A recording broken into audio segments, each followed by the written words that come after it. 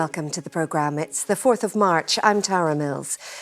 A judge has asked the government to set up a public inquiry into the murder of this man, Séan Brown, a GAA official who was killed by the Loyalist Volunteer Force in 1997.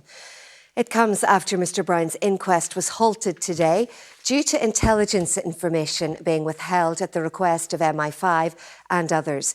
Agents have been implicated in the shooting, as our crime and justice correspondent Julian O'Neill reports. Séan Brown was 61 when an LVF gang abducted him outside a GAA club in Balahi and drove him in the boot of his car to a remote laneway where he was shot 6 times. Intelligence has linked more than 25 people to his killing, including agents working for the state.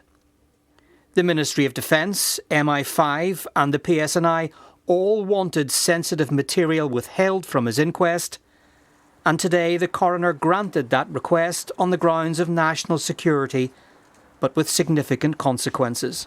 Mr Justice Kinney said the inquest had been seriously compromised as issues of central importance to Mr Brown's murder could not be examined properly.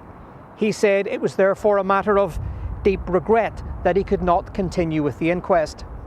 He will now be writing to the Secretary of State, Chris Heaton-Harris, urging that a public inquiry be held, as this would allow the intelligence material to be heard in a closed courtroom. The inquest had opened a year ago, but been delayed by the intelligence material being provided and then legal arguments over redactions.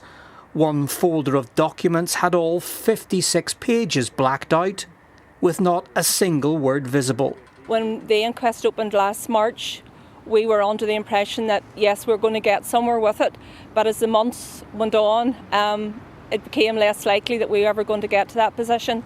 So here we are, almost a year later. The coroner given his ruling that he can't proceed with the inquest, and the only option now is to look for a public inquiry.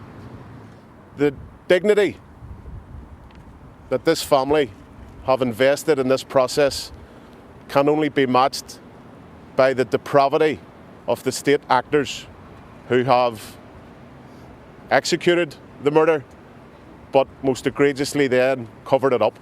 The coroner described Mr Brown as an entirely innocent man whose execution was senseless. The Northern Ireland office said the ruling will be given careful consideration. Julian O'Neill, BBC Newsline, Belfast.